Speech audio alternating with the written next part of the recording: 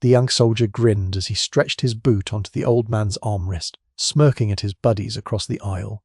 The elderly passenger in the red jacket said nothing, just looked down at his worn hands. The soldier laughed. "What's the matter, Grandpa? Can't handle a little joke?" The old man remained silent, his sad eyes staring forward. The soldier's friends chuckled, recording the moment on their phones. But when the colonel walked down that aisle 15 minutes later, every face in that section turned white. Every single one. Comment respect if you believe our veterans deserve better. His name was Thomas. 72 years old, white hair and beard showing every one of those years, wearing that same red jacket he'd owned for decades over a faded t-shirt.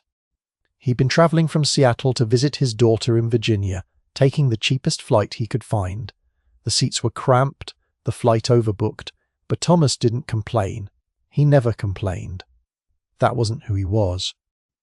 The young soldiers boarding the plane were loud, excited, probably heading to their first deployment. Thomas remembered that feeling, that electricity of youth and purpose.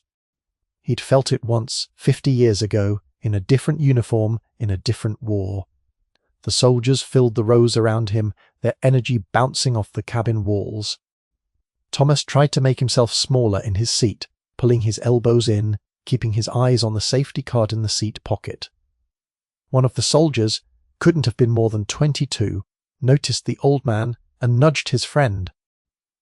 They whispered something Thomas couldn't hear, then laughed. Thomas had heard laughter like that before, the kind that came at someone else's expense. He'd learned long ago that responding only made things worse. Silence was armor. 20 minutes into the flight, after the seatbelt sign turned off, the young soldier stood up to grab something from the overhead bin. On his way back down, he paused beside Thomas's seat. "Hey there, old-timer," he said loud enough for his friends to hear. "You look pretty comfortable there." Thomas glanced up briefly, his sad expression unchanging, and nodded once. The soldier grinned wider. "Mind if I get comfortable too?" Before Thomas could respond, the soldier lifted his boot and planted it firmly on Thomas's armrest, the sole inches from the old man's arm. The other soldiers erupted in laughter. One of them pulled out his phone, started filming, and... "Classic Hernandez," someone called out. "Ulja, Hernandez kept his boot there," looking down at Thomas with a challenge in his eyes. "Problem, Grandpa." Thomas slowly moved his arm away from the armrest, folding his hands in his lap. His jaw tightened slightly, but he said nothing, just stared straight ahead at the seat in front of him. The soldier laughed again, finally removing his boot and dropping back into his seat across the aisle. "Didn't think so," he muttered. The flight attendant passed by, moments later, noticed the tension, but said nothing. She'd seen worse. Thomas closed his eyes, trying to find that place of peace he'd cultivated over decades. The place where words couldn't reach him, where disrespect rolled off like rain. But his hands trembled slightly in his lap, not from fear, from memory, from the weight of knowing that respect, real respect, wasn't something you demanded. It was something you earned, and something you gave freely to those who'd walked harder roads than you could imagine. 30 minutes later, the plane hit turbulence. The seatbelt sign flickered back on. A man in a crisp military uniform emerged from first class, making his way toward the bathroom in the back. He was older, maybe 60, with silver eagles on his shoulders. A full colonel. His presence changed the air immediately. The young soldiers noticed, straightened in their seats. Hernandez, who'd been half asleep, sat up quickly. Colonel moved down the aisle with the bearing of someone who'd commanded men in combat, his eyes taking in everything. He stopped. Right beside Thomas's row, his eyes had caught something. The old man in the red jacket had shifted in his seat, and for just a moment a chain around his neck had slipped out from under his t-shirt. Dog tags. Old ones. The kind they didn't make anymore. The colonel's expression changed. He leaned slightly closer, his eyes narrowing. Then he saw it. The name stamped on those tags. His face went completely still. "Excuse me, sir," the colonel said quietly. Thomas looked up and for the first time since boarding something flickered in his sad eyes. Recognition, maybe. Or resignation. "Is your name Thomas Whitmore?" the colonel asked. The entire section had gone quiet. Thomas hesitated, then nodded slowly. "Yes." The colonel's jaw worked for a moment. Then, in the middle of that cramped airplane aisle, he came to attention, his hands snapped up in the sharpest salute. Thomas had seen in decades.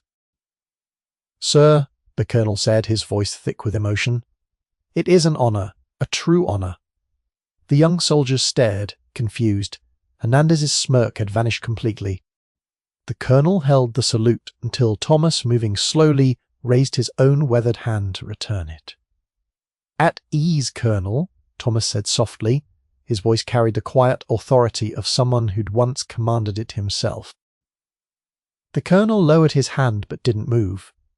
"Gentlemen," he said, turning to address the young soldiers, his voice now hard as iron. "Do you know who you've been sitting next to? Do you have any idea?" The soldiers shook their heads, Hernandez looking like he wanted to disappear into his seat. "This man," the colonel continued, gesturing to Thomas, "is Lieutenant Colonel Thomas Whitmore, retired. He led a company through the Ia Drang Valley in 1965. He held a position for 3 days against overwhelming odds with half his men wounded or dead. He carried 4 soldiers out of a kill zone under heavy fire.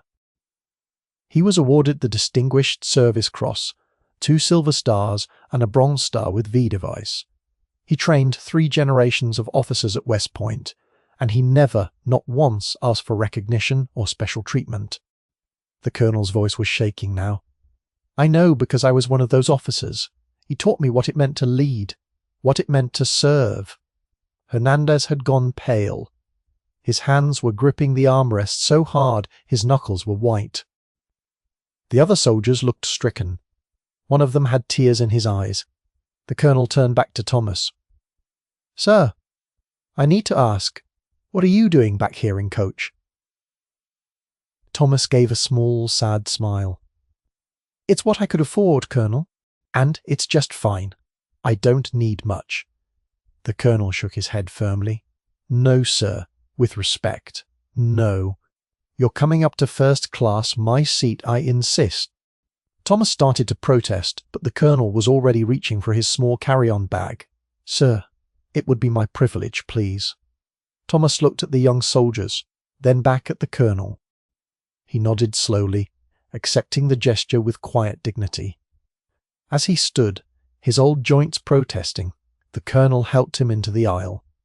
Before they moved forward, the colonel turned once more to the young soldiers. "Hernandez," he said sharply. The young soldier stood, immediately snapping to attention. "Yes, sir. What you did earlier, putting your boot on this man's armrest. I saw the video your friend posted already. It's been deleted, but I saw it." The colonel's voice was ice. "Do you understand what you did?" Hernandez's voice cracked. "No excuse, sir." I didn't know." The colonel stepped closer.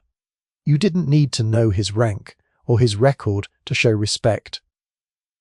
He's an elderly man, a fellow human being. But since you're in uniform, representing the service, you had an even greater responsibility. You failed. Spectacularly." "Sir, I'm sorry.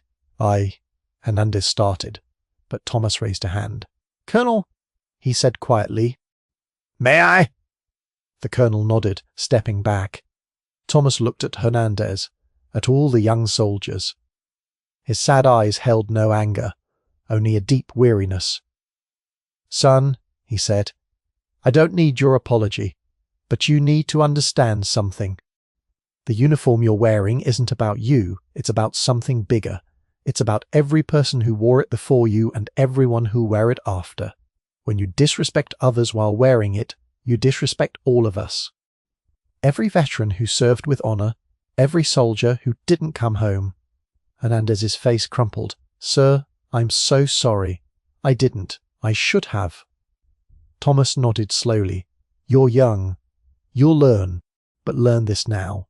Real strength isn't about making yourself bigger. by making others smaller.